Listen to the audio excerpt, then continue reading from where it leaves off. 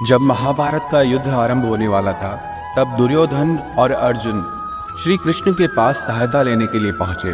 श्री कृष्ण उस समय विश्राम कर रहे थे, तो दुर्योधन उनके सिराने पे जाके खड़ा हो गया और अर्जुन उनके चरणों में जाके बैठ गया।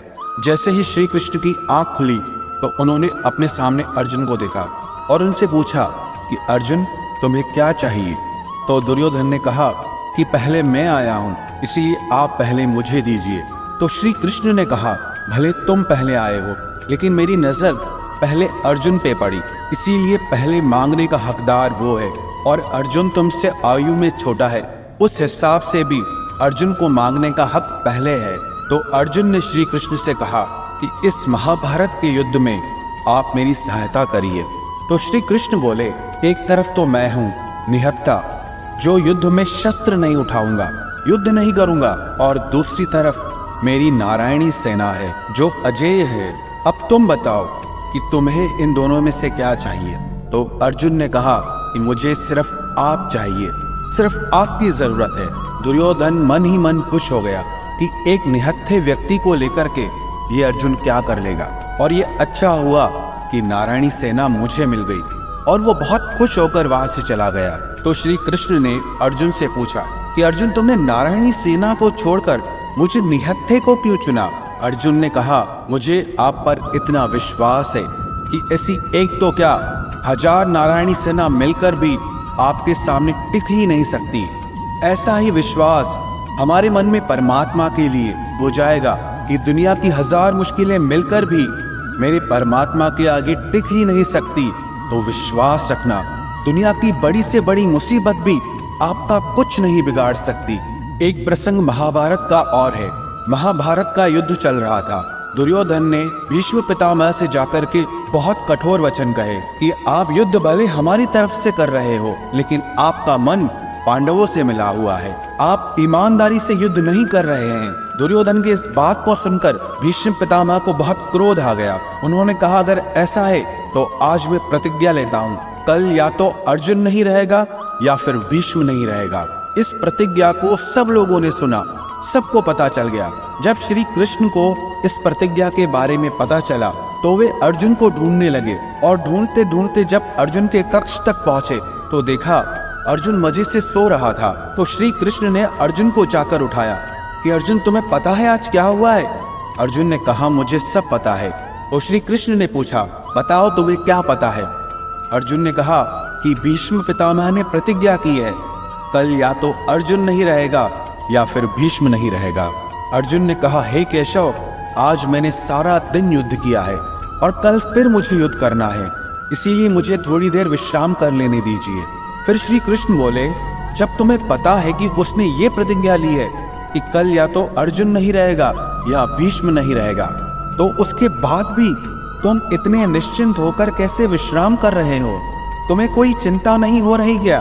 तो अर्जुन श्री कृष्ण के चरणों में गिर पड़े और कृष्ण से कहने लगे कि जिसकी चिंता में व्याकुल होकर आप इधर से उधर भटक रहे हैं, जिसकी चिंता आपने अपने कंधों पर उठा रखी है, उसके बाद तो कोई मूर्ख इंसान ही होगा जो अपनी चिंता खुद करने लगे।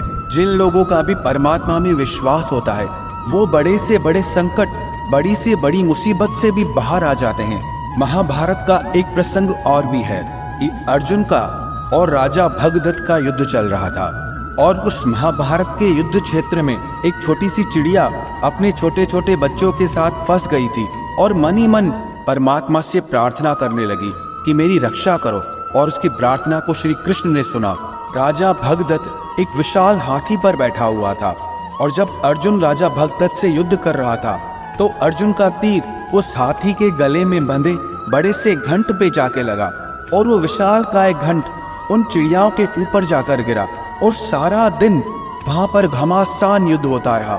हजारों लाखों योद्धा मरते गए, और जब उस दिन युद्ध की समाप्ति हुई तो श्री कृष्ण अर्जुन को उस घंट के पास में लेकर आए और अर्जुन से उस घंट को उठाने के लिए कहा। जब अर्जुन ने उस घंट को उठाया तो उस घंट के नीचे वो चिड़िया अपने बच्चों के साथ सुरक्षित बैठी हुई थी। तो अर्जुन बहुत आश्चर्य में भर गया कि इतने घमासान युद्ध के बीच में भी ये चिड़ियाएं बच कैसे गईं। तो श्री कृष्ण ने अर्जुन से कहा क्योंकि इन चिड़ियाओं का परमात्मा पे पूरा विश्वास था, अपनी आस्था पे, अपनी प्रार्थनाओं पे पूरा विश्वास था। इसीलिए आज इनके विश्वास ने ही इनकी रक्षा की है। अरे सारा खेल आपके विश्वास का ही है। मानो तो मैं गंगा माँ हूँ और ना मानो तो बहता पानी। आपको ऐसे हजारों लाखों मिसाल मिल जाएंगे जिनके विश्वास ने उनकी रक्षा की है, जिनकी प्रार्थनाओं ने उनकी जिंदगी में चमत्कार किया है।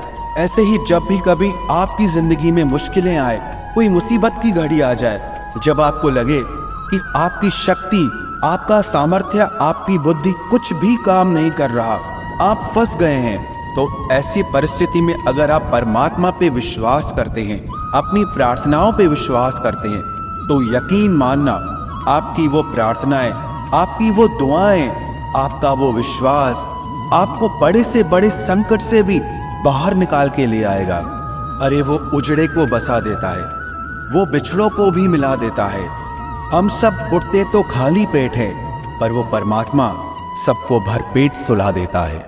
एक बार सच्चे दिल से पुकारो उस परमात्मा को, फिर देखना तुम्हारी मदद करने के लिए कैसे वो साकार नहीं होता। अरे वो किसी भी रूप में, किसी भी रंग में आकर के तुम्हारी सहायता करता है, क्योंकि सारे रंग, सारे रूप उसी के ही है। अरे तू चिंता मत कर, वो सब जानता है। जिसे कोई नहीं जानता उसे रब जानता है। प्रार्थना और विश्वास दोनों अदृश्य हैं, लेकिन दोनों में इतनी ताकत है कि हर नामुमकिन काम को भी पक्का मुमकिन कर देते हैं। उस जिंदगी में जब भी मुसीबतें आए, आपकी हिम्मत टूट जाए, आपसे दुख सहा न जाए, तो मन में ये विश्वास रखना कि वो परमपिता परमात्मा, वो ईश्वर, वो प्रकृति, वो परम शक्ति हमेशा आपके साथ है।